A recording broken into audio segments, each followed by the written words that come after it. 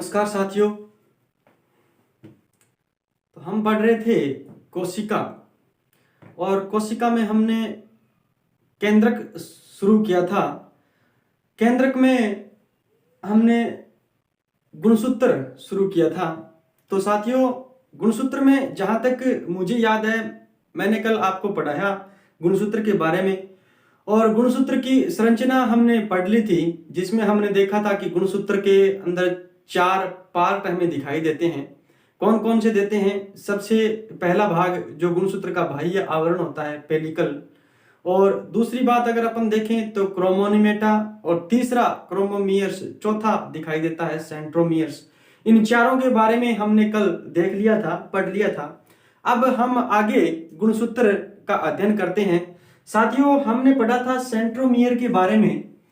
तो यदि हम बात करें गुणसूत्र की, तो जो सेंट्रोमियर होता है, उस सेंट्रोमियर की संरचना के आधार पर, सेंट्रोमियर की संरचना के आधार पर जो गुणसूत्र होते हैं साथियों, वो होते हैं 4 प्रकार के।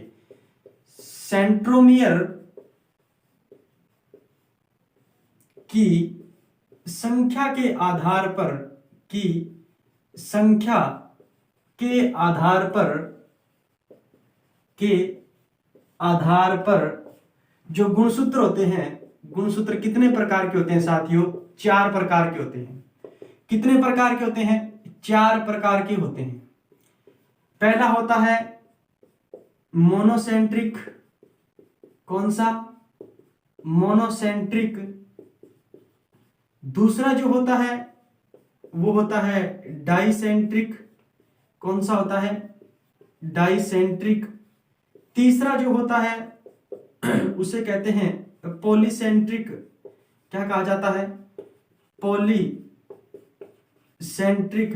और चौथा जो होता है साथियों, वो कहलाता है एसेंट्रिक। क्या कहलाता है? एसेंट्रिक कहलाता है। प्यारे साथियों, क्या कहलाता है? एसेंट्रिक कहलाता है।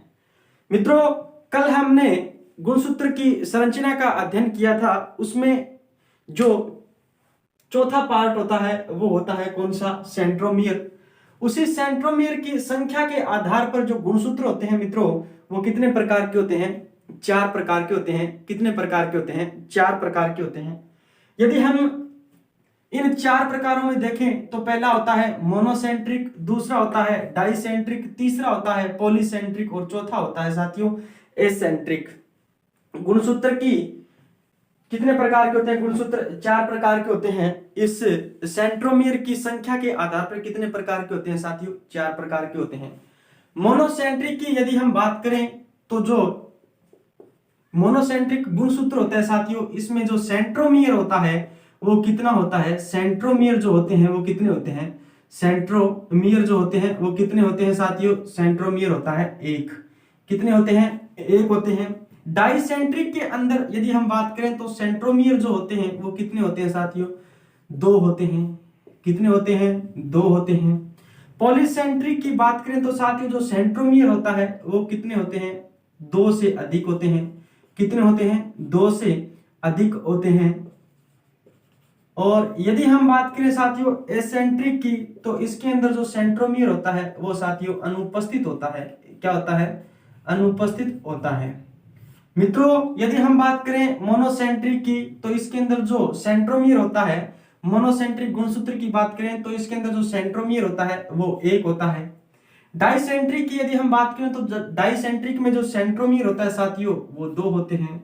मित्रों, पॉलीसेंट्रिक जो होता है उसमें जो गुणसूत्र होते हैं वो 2 से अधिक होते हैं। और एसेंट्रिक जो होता है साथियों, उसमें जो गुणसूत्र होता है वो अनुपस्थित होता है।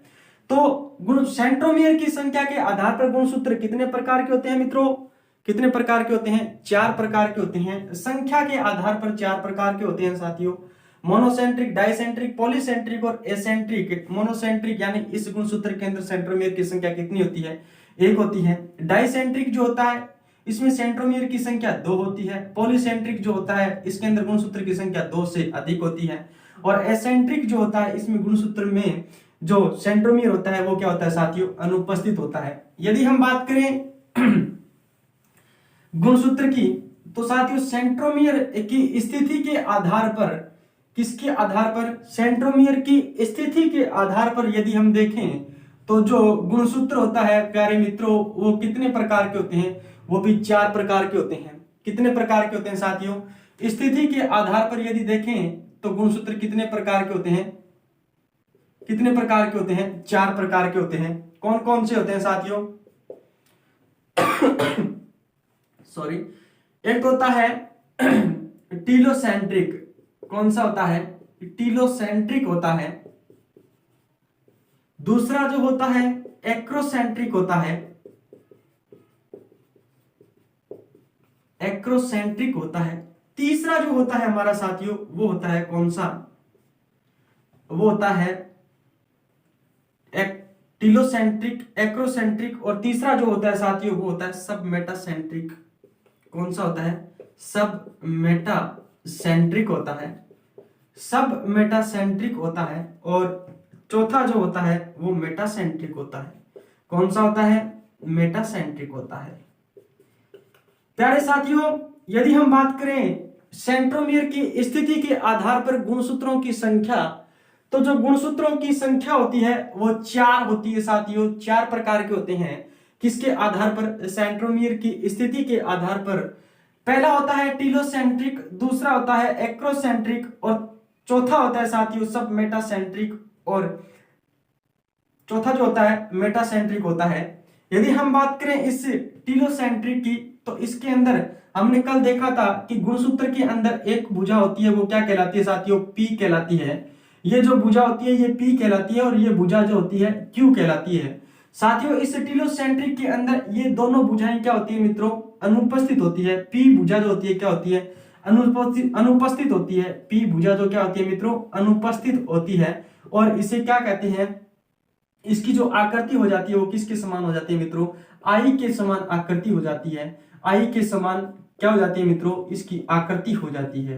क्या हो जाती है, आकृति हो जाती है।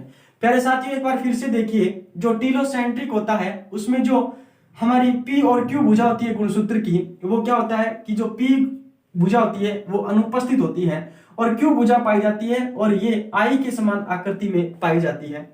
यदि हम बात करें एक्रोसेंट्रिक के अंदर, तो एक्रोसेंट्रिक के अंदर देखें तो साथियों ये क्यू जो भुजा होती है ये थोड़ी सी क्या होती है, दिखाई देने लग जाती है। किसके अंदर, एक्रोसेंट्रिक के अंदर थोड़ी सी जो क्यू भुजा होती है मित्रों, ये थोड़ी बहुत छोटी होती है। क्यू भुजा जो होती है बहुत ही छोटी होती है, और इसका जो आकार होता है मित्रों वो किसके समान हो जाता है, जे के समान हो जाता है। जे के समान इसका आकार हो जाता है। जे के समान क्या हो जाता है मित्रों, इसका आकार हो जाता है या आकृति हो जाती है। क्या हो जाती है, आकृति हो जाती है। यदि हम मित्रों बात करें सब मेटासेंट्रिक की, तो इसके अंदर जो क्यू भुजा होती है मित्रों वो थोड़ी बड़ी दिखाई देने लग जाती है, थोड़ी सी बड़ी दिखाई देने लग जाती है, यानी थोड़ी बड़ी दिखाई देने लग जाती है जो क्यू भुजा होती है वो। और मित्रों यदि हम बात करें इसकी आकृति की, तो जो सब मेटासेंट्रिक होता है इसके अंदर जो गुणसूत्र की आकृति होती है वो एल के आकार की हो जाती है, आकृति जो होती है एल आकृति हो जाती है। और मित्रों जो पी भुजा जो होती है वो पी भुजा थोड़ी बड़ी दिखाई देने लग जाती है।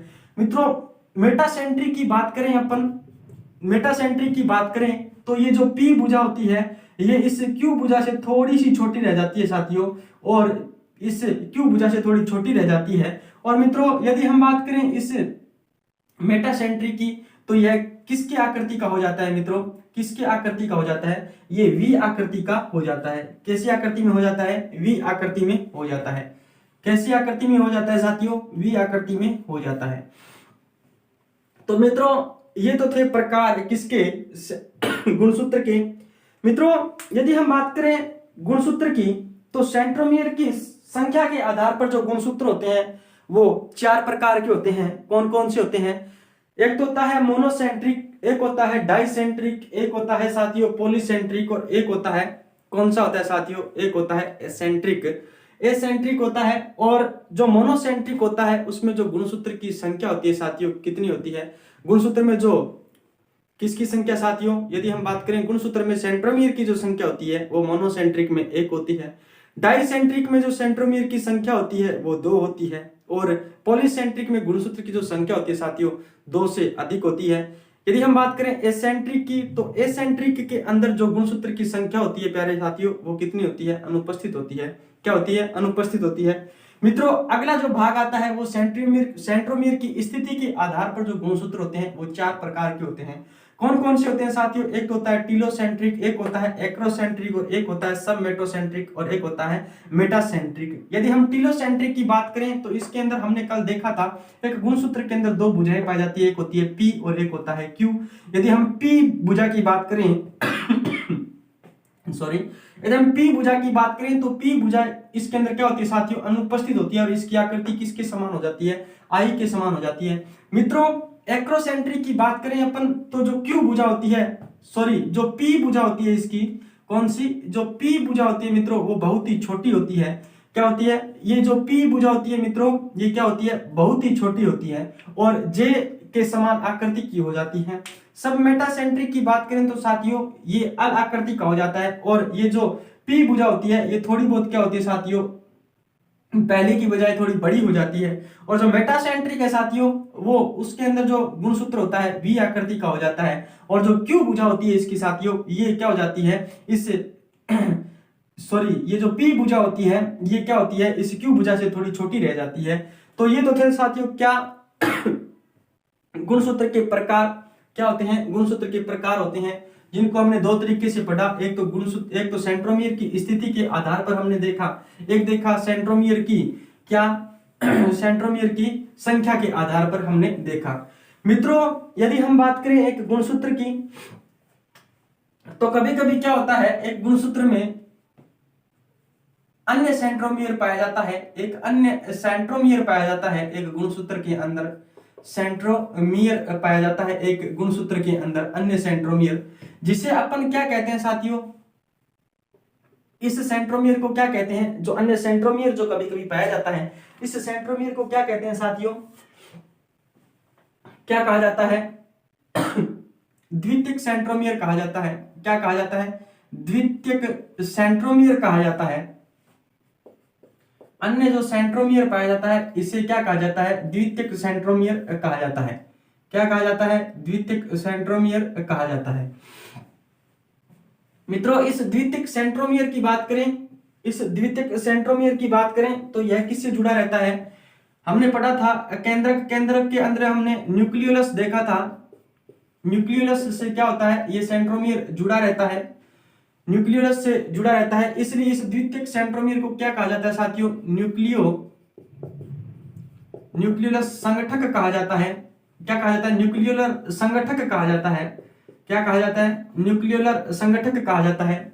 मित्रों, इस न्यूक्लियोलर संगठक के ऊपर क्या पाए जाते हैं? एक तो पाया जाता है साथियों कौन सा? 18S और दूसरा पाया जाता है 28S, जो आरएनए को कोडित करने वाले क्या पाए जाते हैं साथियों? जीन पाए जाते हैं। इस 28S और 18S आरएनए को कोडित करने वाले जीन्स पाए जाते हैं। किस पर पाए जाते हैं साथियों? इस न्यूक्लियोलर संगठक पे पाए जाते हैं। कोडित करने वाले जीन्स पाए जाते हैं। किस पर पाए जाते हैं साथियों? इस न्यूक्लियोलर संगठक पर पाए जाते हैं। मित्रों, 18S और 28S आरएनए को संगठित करने वाले क्या पाए जाते हैं? इसके अंदर जीन्स पाए जाते हैं, और साथ ही साथ ये क्या काम करते हैं साथियों? साथ ही साथ ये किसका काम करते हैं? जो न्यूक्लियोलर होती है हमारी न्यूक्लियोलस होती है, जो न्यूक्लियोलस होती है उस न्यूक्लियोलस का निर्माण करने में भी क्या है साथियों? सहायक है। न्यूक्लियोलस का निर्माण करने में भी क्या है साथियों? ये सहायक है। मित्रों, एक बार फिर से देखिए, एक गुणसूत्र होता है, उस गुणसूत्र के अंदर साथियों अन्य क्या पाया जाता है? सेंट्रोमियर पाया जाता है, जिसे द्वितीयक सेंट्रोमियर के नाम से जानते हैं। इस द्वितीयक सेंट्रोमियर जो होता है साथियों न्यूक्लियोलस से जुड़ा रहता है। किससे जुड़ा रहता है? केंद्रिक से जुड़ा रहता है, न्यूक्लियोलस से जुड़ा रहता है, या फिर केंद्रिका से जुड़ा रहता है। इसलिए इस द्वितीयक सेंट्रोमियर को किस नाम से जानते हैं? न्यूक्लियोलर संगठक के नाम से जानते हैं। मित्रों, इस न्यूक्लियोलर संगठक के ऊपर 18S व 28S आरएनए को कोडित करने वाले क्या पाए जाते हैं? जीन पाए जाते हैं। मित्रों साथ ही साथ ये क्या काम करते हैं, न्यूक्लियोलस का निर्माण करने में क्या है, सहायक है। क्या है ये, न्यूक्लियोलस का निर्माण करने में सहायक है। मित्रों यदि हम बात करें द्वितीयक सेंट्रोमियर होता है, द्वितीयक सेंट्रोमियर, इसका जो आगे का भाग है, इसका जो आगे का जो भाग है साथियों, ये आगे का जो भाग है ये क्या कहलाता है, सैटेलाइट कहलाता है। क्या कहलाता है, सैटेलाइट कहलाता है। मित्रों यह जिस गुणसूत्र में पाया जाता है साथियों, उस गुणसूत्र को क्या कहा जाता है, सेट गुणसूत्र कहा जाता है। क्या कहा जाता है, सेट गुणसूत्र कहा जाता है। या अपन कह सकते हैं इसको सेट क्या कहा जाता है, क्रोमोसोम कहा जाता है। क्या कहा जाता है, सेट क्रोमोसोम कहा जाता है। क्या कहा जाता है, सेट क्रोमोसोम कहा जाता है साथियों। साथियों गुणसूत्र के जो दोनों सिरे होते हैं, गुणसूत्र का जो दोनों सिरे होते हैं साथियों, इसको क्या कहा जाता है, दोनों सिरों के क्या कहा जाता है, गुणसूत्र के जो दोनों सिरे होते हैं इसको क्या कहा जाता है, इसको कहा जाता है टीलोमियर कहा जाता है। क्या कहा जाता है, टीलोमियर कहा जाता है। इस टीलोमियर के कारण दोस्तों इस गुणसूत्र की क्या बनी रहती है, स्थायित्व बना रहता है। क्या बना रहता है, स्थायित्व बना रहता है। यानी ये जो दोनों सिरे होते हैं साथियों एक गुणसूत्र के, वो क्या कहलाते हैं, टीलोमियर कहलाते हैं। और इस टीलोमियर के कारण साथियों जो क्या होता है, इस गुणसूत्र का क्या बना रहता है, स्थायित्व बना रहता है। कहने का अर्थ ये है कि ये जो एक सिरा जो होता है साथियों, यह दूसरे गुणसूत्र के सिरे से जुड़ नहीं पाता। किसके कारण, इस टीलोमियर के कारण नहीं जुड़ पाता। इसलिए साथियों इस गुणसूत्र का क्या बना रहता है, स्थायित्व बना रहता है। क्या बना रहता है, स्थायित्व बना रहता है। मित्रों इसके बाद देखिए अपन बात करते हैं जो गुणसूत्र होता है उसका रासायनिक संगठन अपन देखते हैं। गुणसूत्र का रासायनिक संगठन अपन देखें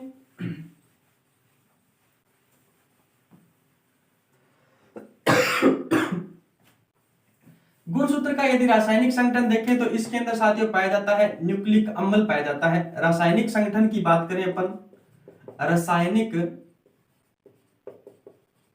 संगठन की बात करें अपन, तो रासायनिक संगठन में साथियों देखें तो सबसे पहले इसमें क्या पाया जाता है, इसमें न्यूक्लिक अम्ल पाया जाता है। न्यूक्लिक अम्ल पाया जाता है। न्यूक्लिक अम्ल का मतलब हो गया साथियों क्या, डीएनए, और क्या पाया जाता है, आरएनए पाया जाता है। साथ ही साथ साथियों क्या पाया जाता है, स्टोन प्रोटीन पाया जाता है। क्या पाया जाता है, स्टोन प्रोटीन पाया जाता है। और स्टोन प्रोटीन की बात करें तो इस पर क्या पॉजिटिव आवेश होता है। कैसा आवेश होता है, पॉजिटिव आवेश होता है। और यह क्षारीय प्रोटीन होता है साथियों। कैसा प्रोटीन होता है, क्षारीय प्रोटीन होता है।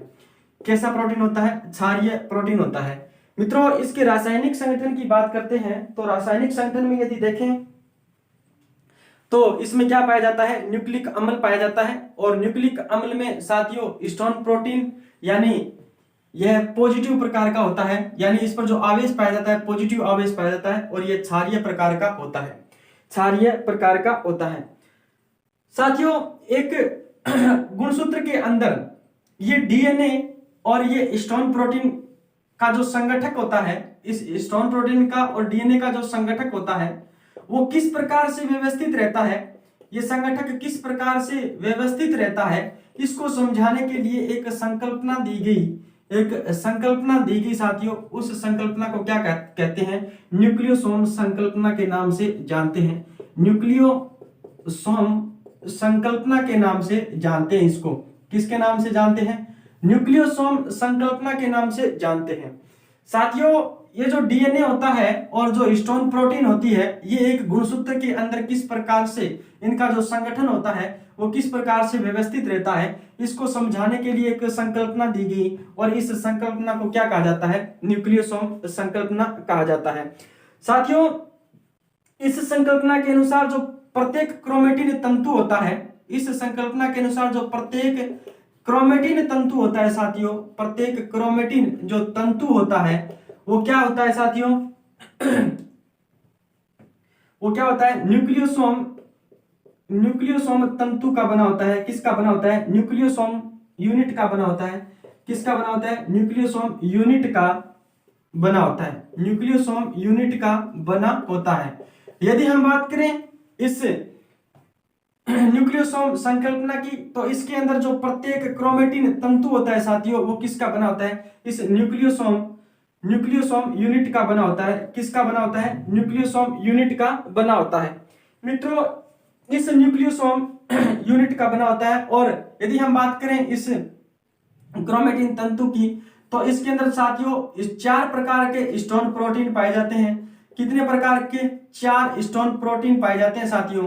कौन कौन से होते हैं, एक तो होता है H1A और एक होता है H2B और साथियों एक होता है H3 और एक होता है H4 और 200 जोड़ी क्या पाए जाते हैं साथियों, 200 जोड़ी जो पाए जाते हैं न्यूक्लियोटाइड्स पाए जाते हैं। क्या पाए जाते हैं, न्यूक्लियोटाइड्स पाए जाते हैं। क्या पाए जाते हैं, न्यूक्लियोटाइड्स पाए जाते हैं साथियों। एक रासायनिक संगठन की बात करें तो इसके अंदर न्यूक्लिक अम्ल और डीएनए व आरएनए, यानी एक न्यूक्लिक अम्ल डीएनए आरएनए पाया जाता है। और स्टोन प्रोटीन जो पॉजिटिव प्रकार की होती है वो पाई जाती है और यह प्रोटीन क्षारीय प्रकार की होती है। मित्रों एक गुणसूत्र के अंदर डीएनए और स्टोन प्रोटीन का जो संगठक है वो किस प्रकार से व्यवस्थित रहता है, इसको समझाने के लिए एक संकल्पना दी गई और इस संकल्पना को न्यूक्लियोसोम संकल्पना कहते हैं। मित्रों इस न्यूक्लियोसोम संकल्पना के अनुसार जो गुणसूत्र में प्रत्येक क्रोमेटिन तंतु होता है वो एक न्यूक्लियोसोम यूनिट का बना होता है। और इस न्यूक्लियोसोम यूनिट पर इस क्रोमेटिन तंतु के अंदर साथियों क्या पाया जाता है, 4 प्रकार के स्टोन प्रोटीन पाए जाते हैं। एक होता है H1A प्रोटीन, एक होता है H2B प्रोटीन और एक होता है H3 और एक होता है H4 और साथियों 200 जोड़ी क्या पाए जाते हैं, न्यूक्लियोटाइड्स पाए जाते हैं। 200 जोड़ी क्या पाए जाते हैं, न्यूक्लियोटाइड्स पाए जाते हैं साथियों। यदि हम बात करें डीएनए 200 जोड़ी क्या पाए जाते हैं साथियों, न्यूक्लियोटाइड्स पाए जाते हैं। इसके बाद में देखिए साथियों यदि हम बात करें किसकी, डीएनए की बात करें तो साथियों डीएनए जो होता है इन स्टोन प्रोटीन पर जो डीएनए होता है साथियों वो क्या होता है कि स्टोन प्रोटीन पर क्या होता है, आकर के जुड़ता है, स्टोन प्रोटीन पर आकर के जुड़ता है। और मैंने आपको बताया था साथियों क्यों जुड़ता है, क्योंकि डीएनए पर माइनस आवेश पाया जाता है और किसके कारण पाया जाता है, PO4 माइनस के कारण पाया जाता है। इसलिए साथियों जो स्टोन प्रोटीन होता है वो कैसा होता है साथियों, पॉजिटिव आवेश युक्त होता है और ये पॉजिटिव आवेश इस नेगेटिव आवेश को अपनी ओर क्या करता है, आकर्षित करता है। तो ये जो डीएनए होता है वो स्टोन प्रोटीन पर आकर के साथियों कुंडलित हो जाता है। क्या हो जाता है, कुंडलित हो जाता है। और साथियों दो जो न्यूक्लियोसोम को जोड़ने का काम करता है, और किसका काम करता है, दो न्यूक्लियोसोम को जोड़ने का काम करता है, न्यूक्लियोसोम को जोड़ने का काम करता है। किसका काम करता है, दो न्यूक्लियोसोम जोड़ने का काम करता है, यानी लिंकर का काम करता है। कौन करता है साथियों, डीएनए करता है। मित्रों जो डीएनए होता है वो स्टोन प्रोटीन पर आकर के जुड़ता है। डीएनए पर नेगेटिव आवेश होता है और स्टोन प्रोटीन पर पॉजिटिव आवेश होता है। मैंने कल बताया था आपको जो डीएनए होता है उस पर जो आवेश पाया जाता है, नेगेटिव आवेश पाया जाता है, वो नेगेटिव आवेश साथियों किसके कारण पाया जाता है, PO4 माइनस के कारण पाया जाता है। इस कारण साथियों ये जो नेगेटिव आवेश होता है यह जाकर के जुड़ जाता है स्टोन प्रोटीन पर पॉजिटिव आवेश पर, यानी जो पॉजिटिव आवेश होता है इस डीएनए को अपनी ओर आकर्षित करता है साथियों।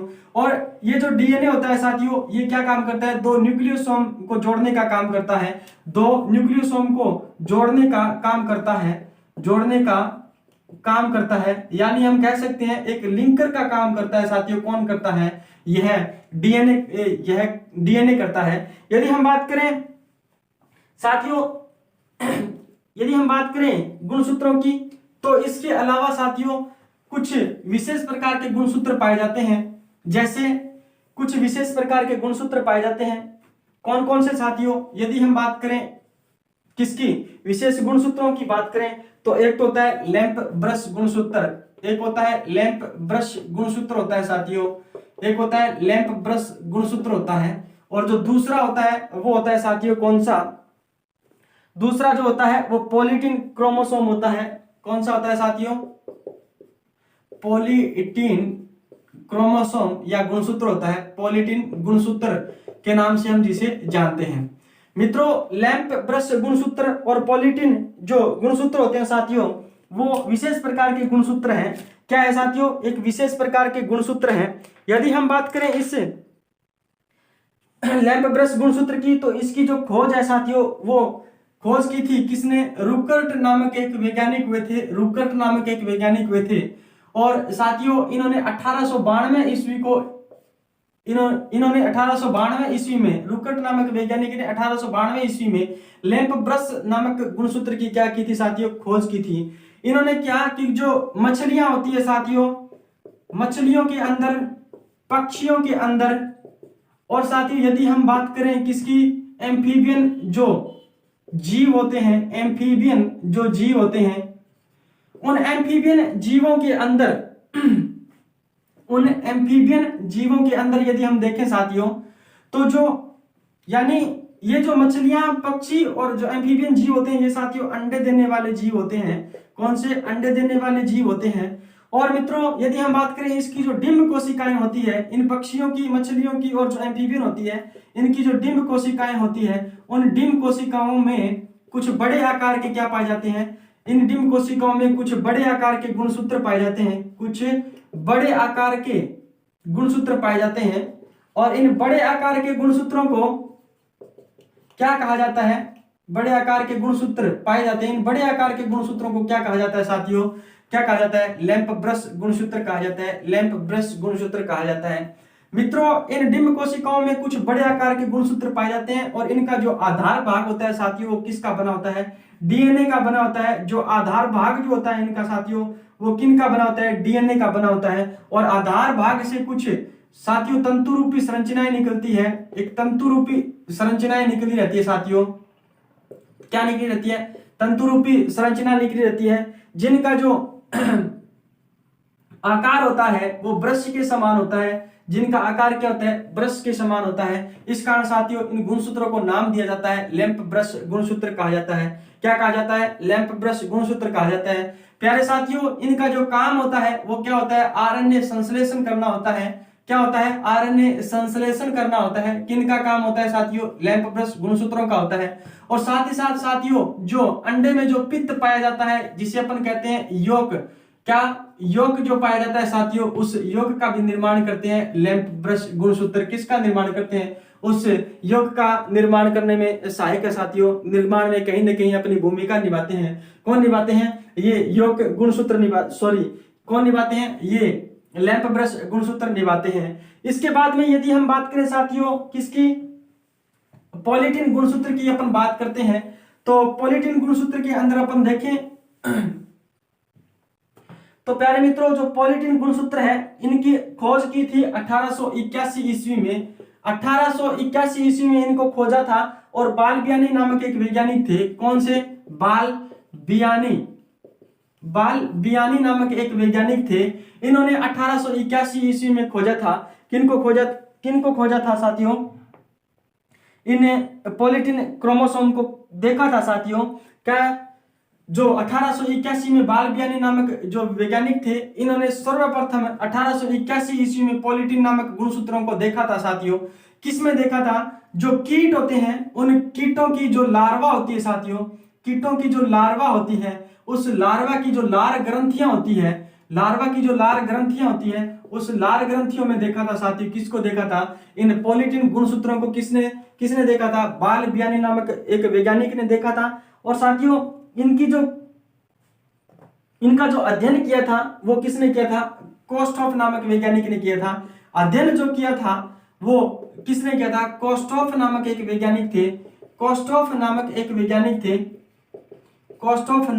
वैज्ञानिक थे। उन्होंने इनका क्या किया था साथियों? अध्ययन किया था। क्या किया था? अध्ययन किया था। कोस्टॉफ नामक एक वैज्ञानिक थे, इन्होंने इसका क्या किया था साथियों? अध्ययन किया था। मित्रों यदि हम बात करें किसकी, गुणसूत्र की बात करें, तो दो प्रकार के, विशेष प्रकार के दो गुणसूत्र पाए जाते हैं। एक होता है लैंप ब्रश, एक होता है पॉलीटीन गुणसूत्र। और मित्रों यदि हम बात करें पॉलीटीन गुणसूत्र की, तो सन 1881 ईस्वी में बाल बियानी नामक एक वैज्ञानिक थे, जिन्होंने सर्वप्रथम कीटों की लार्वा अवस्था होती है साथियों, उस लार्वा की जो लार ग्रंथियां होती है, उस लार ग्रंथियों में सर्वप्रथम किसको देखा था? पॉलीटीन नामक गुणसूत्रों को देखा था। और इनका जो अध्ययन किया था वो कोस्टॉफ नामक एक वैज्ञानिक थे। कोस्टॉफ नामक करके एक वैज्ञानिक थे, इन्होंने इनका अध्ययन किया। साथियों किसमें पाया जाता है? डिप्टेरा वर्ग के जो डिप्टेरा अपन बोल सकते हैं, डिप्टेरा ऑर्डर के जो क्या पाए जाते हैं साथियों? कीट होते हैं।